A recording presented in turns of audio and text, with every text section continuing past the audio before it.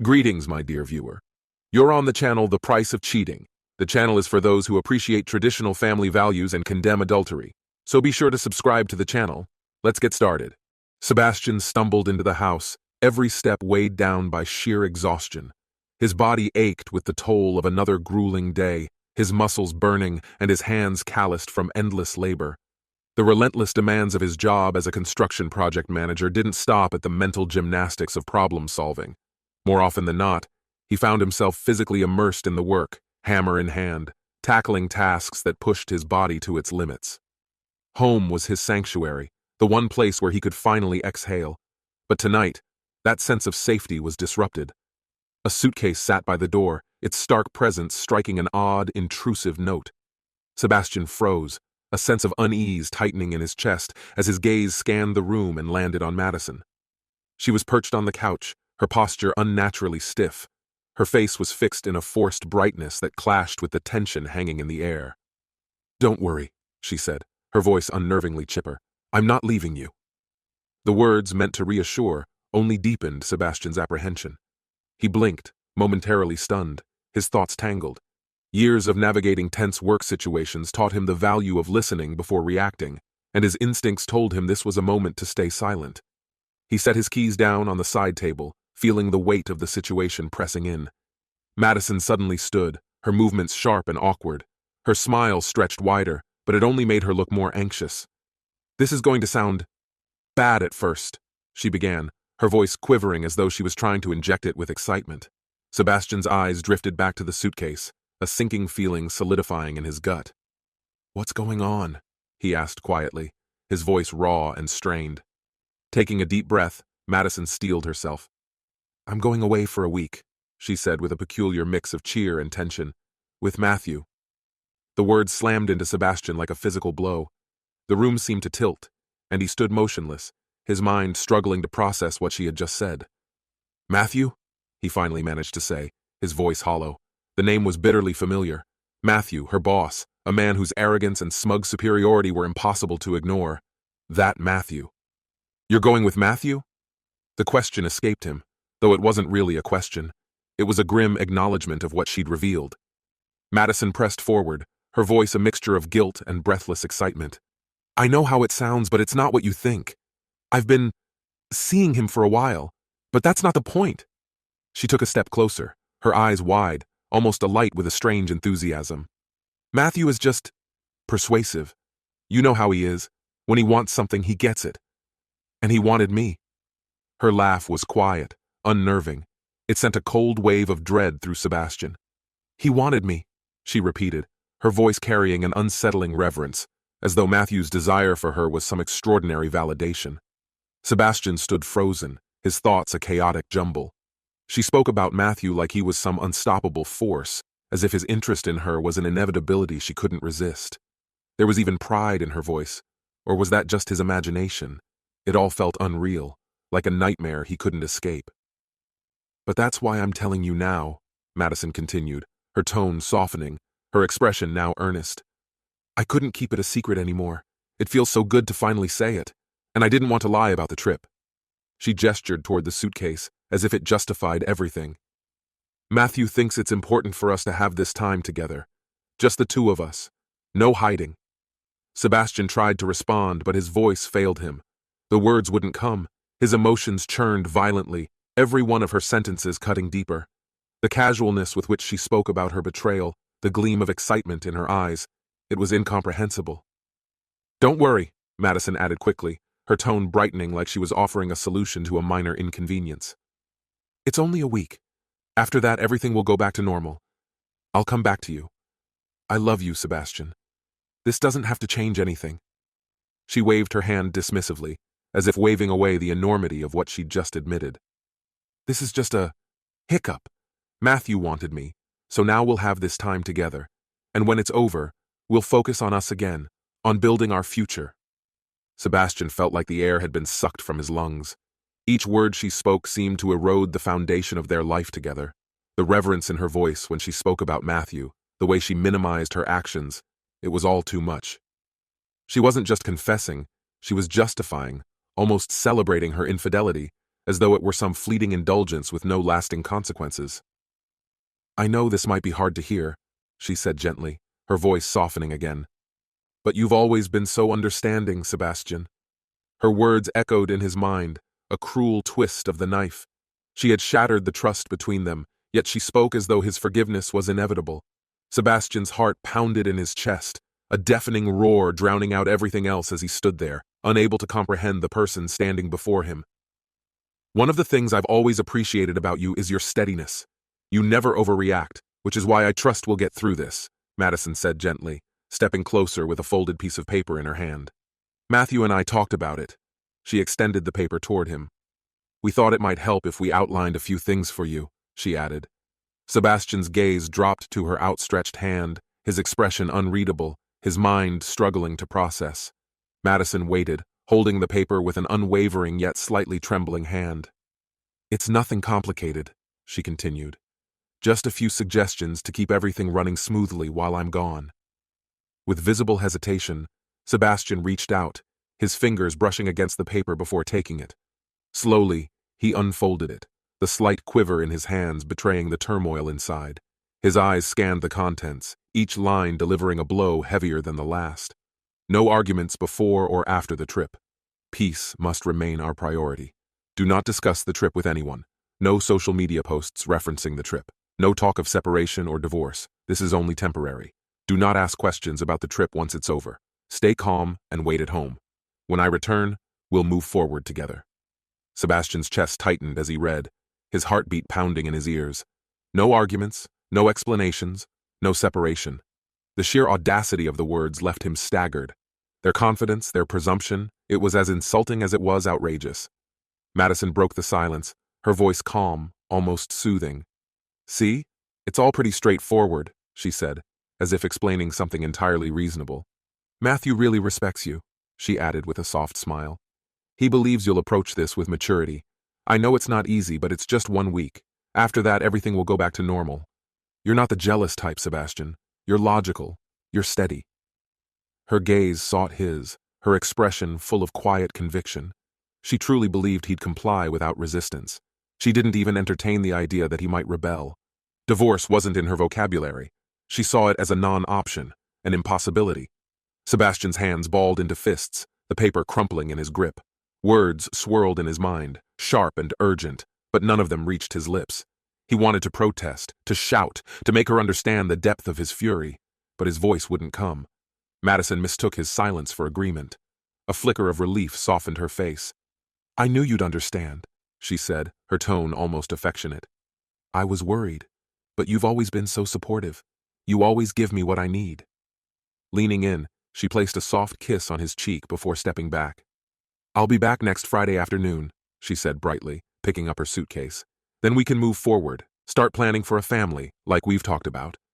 She gave him a warm, cheerful smile as she opened the door. "We'll be fine, Sebastian. You'll see." With that, she was gone. Sebastian stood frozen in the now empty room, the crumpled paper still clenched in his fist. A list of rules, as if his emotions could be managed like a set of instructions, as though their betrayal was just another inconvenience he needed to endure with quiet dignity. For a moment, he remained rooted in place, the weight of the situation pinning him down. Then, something shifted within him.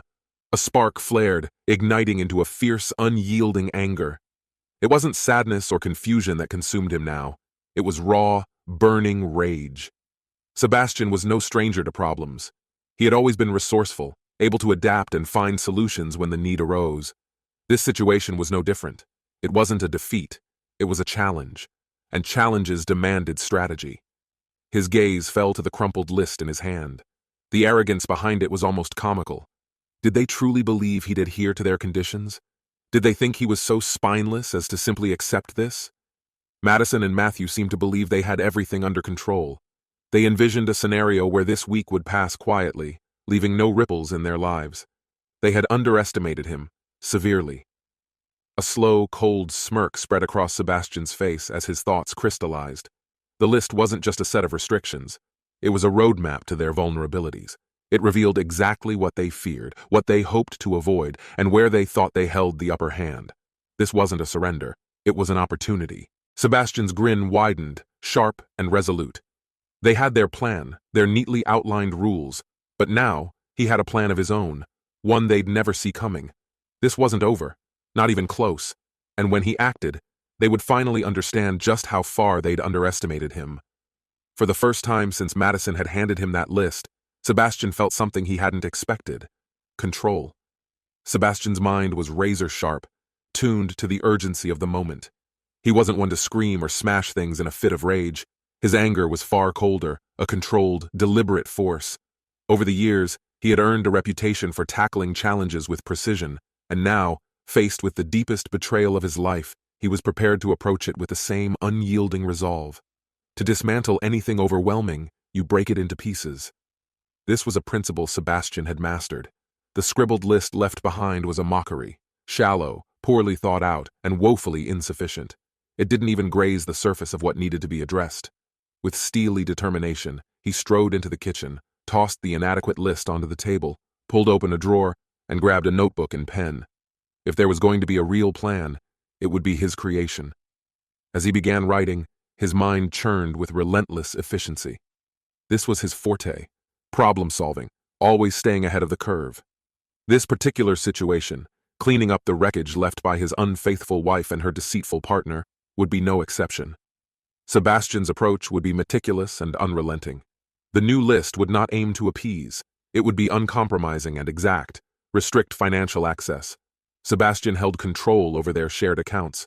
He wasn't driven by spite, but there would be no charity. All joint accounts, shared payments, and mutual finances would be terminated. Her personal funds would remain untouched, but anything tied to him was off limits. Change the locks. When she returned, her key would no longer work.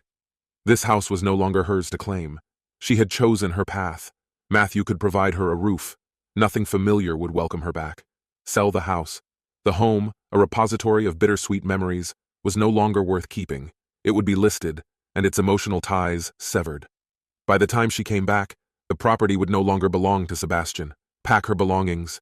Every trace of Madison, her clothing, trinkets, photos, would be carefully boxed and sent to storage. He wouldn't destroy or discard her things. Everything would be preserved, waiting for her retrieval, but it would no longer linger in his space. Even shared furniture would leave with her. Compile evidence. Madison had taken her phone, but Sebastian still controlled her digital accounts. Restoring a cloud backup would expose her messages, emails, and photos. She could deal with losing access later. He needed the truth now. Seek legal counsel. Divorce was no longer a question. It was an inevitability. Sebastian would hire the sharpest attorney and ensure the process was as swift as it was decisive. Speak with Matthew's wife. Madison and Matthew likely assumed Sebastian would remain silent to avoid drama. They were wrong. He intended to share the truth with Matthew's wife, letting her see the reality they'd tried to conceal. Look ahead. This wasn't Sebastian's ending, merely the end of Madison's chapter in his story. He would rebuild his life, free from betrayal. His focus would be on action, not bitterness. Once the list was finished, Sebastian leaned back, the pen tapping against the table in a rhythmic beat. The act of creating the plan had brought him clarity, a sense of control. There would be no begging, no futile attempts to salvage what was irreparably broken. He would move forward, crafting his life on his own terms. By the time Madison returned, the world she had known would be unrecognizable. The house, stripped of all shared possessions, bore testament to his determination. Every piece of her presence, clothes, mementos, and photographs, had been boxed up and split into storage units marked his and hers. Sebastian's friends had come to help with the clearing, working without questions or comments. They simply acted, fueled by pizza and beer, their quiet support evident. Physical labor had always been a comfort to Sebastian, and the exhaustion it brought was a welcome relief.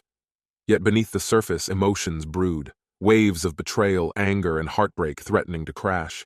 But he held firm. There would be time to process the pain later. Now was a time for calculated action. Sebastian stood in the center of the hollowed-out house, taking one last look. It felt foreign, stripped bare of meaning, the air heavy with emptiness. Everything that had tethered him to this place was gone, erased as though it had never been. He wouldn't be back, and as he turned to leave, one thing was certain. He had made the right decision. Everything was tarnished beyond repair. And then there was the title of ownership, an irony so sharp it almost felt poetic. It was his house, not theirs. The house where Madison had spent years building memories but never truly claimed as her own. Her name was never added to the deed, a detail that seemed almost deliberate in hindsight. Sebastian let out a dry, mirthless laugh. She likely never questioned it, believing they were unshakable, that the house symbolized their enduring future. How wrong she had been. His lawyer, swift and meticulous, had drawn up the divorce papers with surgical precision. No prolonged arguments, no dramatic confrontations. Sebastian had no appetite for theatrics. The papers were ready to be served the moment she walked through the door, if she ever returned. He no longer cared. Whether she came back to the house, now listed for sale, or stayed with Matthew, it was irrelevant to him. His attention had shifted, his focus narrowing to something else entirely. Madison's phone. She had taken it with her when she left with Matthew, naturally, but Sebastian knew her habits all too well. Madison had always been careless with her passwords, trusting Sebastian implicitly. And why wouldn't she? He had been steadfast, the unyielding foundation she had never imagined would betray her. Sitting at the kitchen table, his jaw tightened as he held the phone, a replica of hers, restored to its exact state. It wasn't a duplicate in the traditional sense. With methodical precision, he had deactivated her service remotely, replaced the physical device, and restored it using her cloud backups. It had been insultingly easy, and in that digital trove he found everything he needed. The messages between Madison and Matthew weren't just evidence of infidelity, they were an unrelenting assault on his dignity. Matthew had the audacity to call him irrelevant. "He's too nice, he'll just let it slide," one message sneered. Sebastian could almost hear the smugness dripping from the text, but Madison's replies were the true dagger. "It's fine, he won't make a fuss, he never does." Sebastian's stomach churned as he read her words over and over, each repetition stoking a growing fire within him. This was how she saw him, not as a partner, not as someone deserving of respect, but as a doormat. The final insult came in the form of photos, intimate, degrading images of her and Matthew exchanged with casual glee. Matthew even gloated in an email, dripping with smugness about their exploits. Cold fury simmered in Sebastian as he catalogued their arrogance, their callous disregard. Sebastian didn't stop at uncovering the truth. He turned it into an ironclad case, the damning texts, the photos, the incriminating emails, all organized into a meticulous dossier. Copies were sent to his lawyer, to Matthew's wife, and to the board of directors at Matthew's company. A sanitized version, scrubbed of anything too explicit, was posted online. The world, Sebastian decided, had a right to see the truth. Matthew's wife received a carefully worded email, accompanied by all the sordid evidence. Sebastian wasn't purely seeking revenge. He believed she deserved to know, just as he had. Her stunned silence on the phone when he reached out lingered in his mind, but he dismissed it. He had done what was right. What she chose to do with the information was her decision. Meanwhile, Sebastian's plans crystallized. Madison and Matthew thought they could walk away unscathed, but they had underestimated him. He would ensure the consequences of their betrayal followed them wherever they went. The idyllic life Madison might have dreamed of returning to was gone, as hollow as Matthew's arrogance. Madison, blissfully unaware of the storm brewing, basked in her newfound romance. Matthew had gone all out, first-class tickets to Italy, a luxurious suite, opulent dinners at Michelin-starred restaurants. She felt adored, swept up in a fantasy. That first night was perfect. Champagne waited in their room, and they reveled in each other's company, the city's lights twinkling through the window. But by the second day, the illusion began to crack. Matthew's charm morphed into something colder, more detached. His remarks grew curt, his smiles faded into perfunctory gestures. At dinner, Madison laughed at one of his jokes, only to be met with a distant, disdainful look, the kind he usually reserved for people he deemed insignificant. She tried to dismiss it, attributing it to stress or fatigue, but an uncomfortable knot settled in her chest. Back in their suite, her phone lay untouched on the nightstand. She hadn't attempted to contact Sebastian, assuming he wouldn't want to hear from her while she was with Matthew. Yet a small part of her felt a sting of resentment at his silence. Why hadn't he reached out, even once? Matthew demanded Madison's undivided attention whenever they were together, leaving no room for her thoughts to wander. The next day, he whisked her away on a whirlwind tour of high-end designer boutiques, places she had only dreamed of but never dared to enter. Matthew moved through this world of luxury with effortless ease, as if it was second nature to him. That evening, he bought her an elegant dress, perfect for the upscale dinner they had planned. For a brief moment, Madison felt as if she had stepped into a fairy tale. It was as though they were living a glamorous, secret life removed from reality. But as the evening wore on, the illusion began to crack. Matthew grew increasingly distant, barely engaging with her during dinner. His focus was glued to his phone, and he responded to her attempts at conversation with disinterested nods. The waitstaff treated him like a VIP, but Madison felt invisible, as though she were fading into the background. She wasn't a partner, she was a mere accessory. Later that night, Matthew fell asleep without a word, turning his back to her without hesitation. Left awake and restless, Madison reached for her phone. Her emotions swirled, a mix of guilt, regret, and longing. Sebastian, the man she had left behind, had not called or messaged her even once. She couldn't decide if his silence brought her relief or if it deepened her sense of loss. By the fourth day, Matthew's initial enthusiasm for her had all but disappeared. His interest was now limited to the bedroom. During the day, he paraded her around at lunches, introducing her to his colleagues like a trophy rather than a person. The truth was becoming impossible to ignore. Matthew had never truly cared for her. She was nothing more than a fleeting distraction to him, a pretty face to show off. Outside of public appearances and superficial conversations, he hardly acknowledged her. In private, he either used her or ignored her entirely. The breaking point came that evening when Matthew invited two other women into their hotel room without warning. Madison was stunned, her shock palpable, but Matthew didn't so much as glance at her reaction. "If you're not joining us, you can sleep on the couch," he said coldly. The weight of her situation crashed down on her like a tidal wave. That night she curled up on the hotel couch, staring at the ceiling, her mind racing. She replayed the events of the past few days, trying to pinpoint the moment everything had gone wrong. When Matthew had pursued her, she had believed she was special to him. Now, she felt reduced to a mere prop in his self-centered narrative. The next morning, Madison mustered the courage to confront him. She wanted answers, some semblance of closure, but Matthew brushed her off with casual indifference. "Don't make this a big deal, Madison. This trip was just for fun," he said dismissively, his tone devoid of emotion. Her spirit crumbled. The thrill, the allure, the fantasy. It had all turned hollow. She missed Sebastian, the man who made her feel valued, the man who had always centered her in his life. With Matthew, she felt disposable, a fleeting addition to his world. By the sixth day, any remnants of the illusion had vanished. Matthew didn't care for her, not as a person. To him, she was nothing more than an object to display. The realization left her feeling foolish for ever believing the trip could have been magical or meaningful. On their last evening, Madison instinctively reached for her phone, desperate for a connection to Sebastian. But as she unlocked the screen, a pang of dread hit her. The battery was fully charged, yet there were no messages, no missed calls. Sebastian hadn't reached out at all. She had assumed he would wait for her, forgive her absence, and welcome her back without question. Now, she wasn't so sure. She tried calling Sebastian from the hotel's landline, but the call wouldn't go through. Frustration and fear bubbled inside her. Had she pushed him too far this time?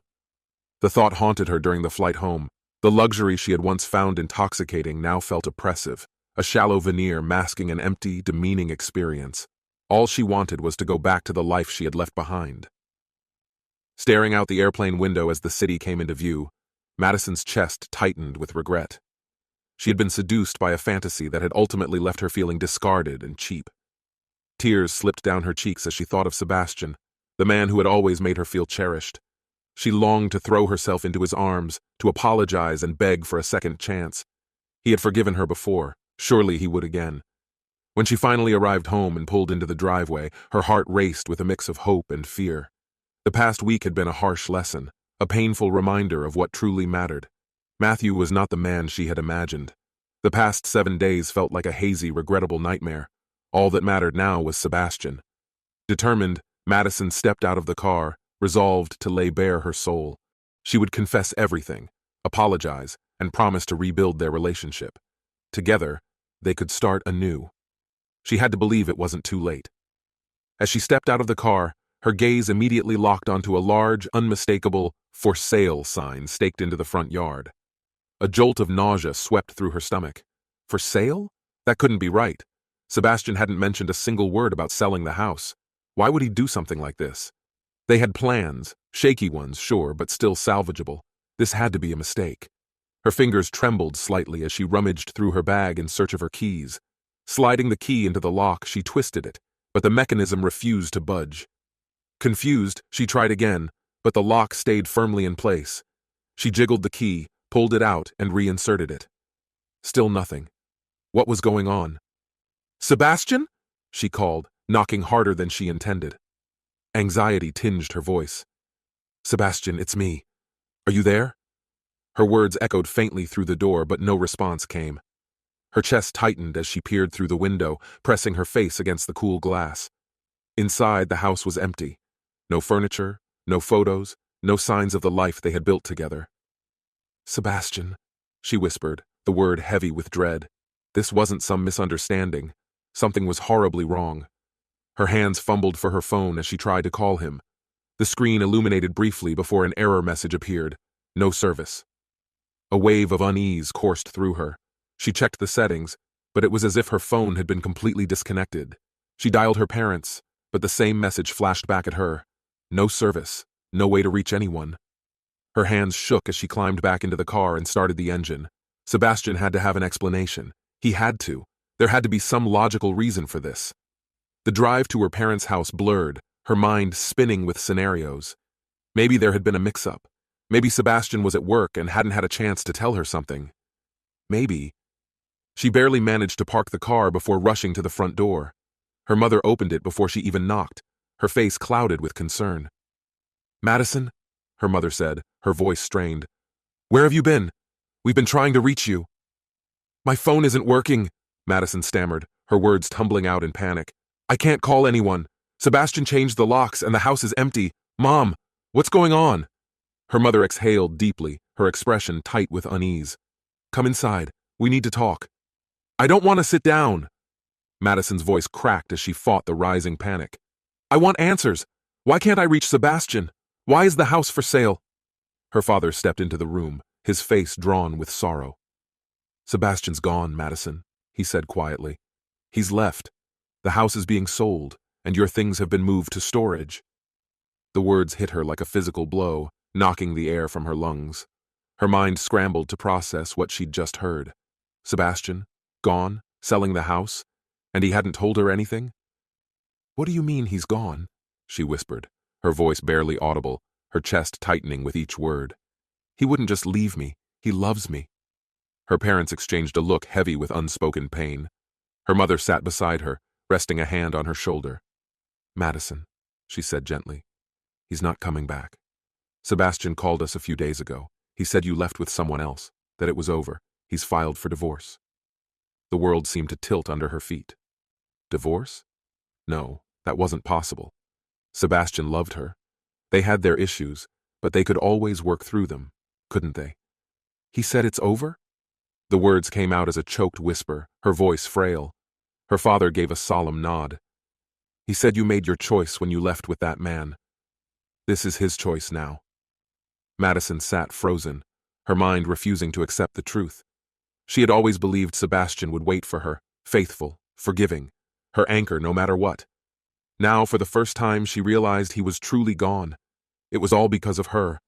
Pressing her palms against her face, tears streamed relentlessly down her cheeks, scalding and unstoppable. "This isn't what I wanted," she choked out, her voice trembling under the weight of her sorrow. "I never wanted this to happen.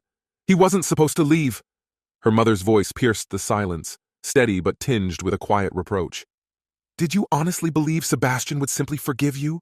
she asked, her tone gentle yet cutting. "Madison, you broke his trust. How could you do that to someone who believed in you?" The words struck like a hammer, and Madison's sobs grew more intense. Shaking her head, she found herself caught in a maelstrom of emotions: shock, guilt, and an overwhelming sense of loss. Sebastian had been her foundation, the rock that held her steady, but she had treated his love as unyielding, assuming it would withstand anything. She had foolishly played with fire, deluding herself into thinking she wouldn't suffer the consequences. Now, she was left with nothing but the ashes of a life she had torn apart. "Have you even tried contacting him?" her father asked, his voice low and tentative. Madison nodded, her hands trembling as they hid her tear-streaked face. "I've tried," she murmured, her voice barely audible. "I think he's changed his number. I can't reach him. I can't even find him." Her mother's expression remained impassive, though her solemn nod spoke volumes. "It's over, Madison. He's cut ties with all of us, not just you. Springing to her feet, Madison began pacing the room with frantic energy. No, this can't be happening, she muttered, her words tumbling out in a desperate rush. I have to find him. I have to make him see. He'll understand. He has to. Yet even as she said it, the truth began to settle over her like a suffocating weight. Sebastian was gone. Completely and irreversibly gone. No apology, no plea, no grand gesture could undo what had been done. She collapsed back into her chair, her hands trembling uncontrollably. I never thought it would end like this, she whispered into the emptiness. I never believed. But deep down, she had always known. She had allowed herself to be captivated by Matthew's charisma, convincing herself it was something Sebastian could move past. She'd deluded herself into thinking Sebastian would wait, that his love would outlast her mistakes. Recklessly, she had wagered everything, believing she was invincible to the pain of loss. Now, the brutal truth was undeniable. She had gambled it all and lost. Her phone lay silent and still on the coffee table, a cold reminder of the void that now consumed her life. Everything she had cherished, the home, her husband, and the life she had once envisioned, had evaporated like a fleeting dream. The desolation was unbearable. This concludes the story. If you like it, then put your powerful like and subscribe to the channel.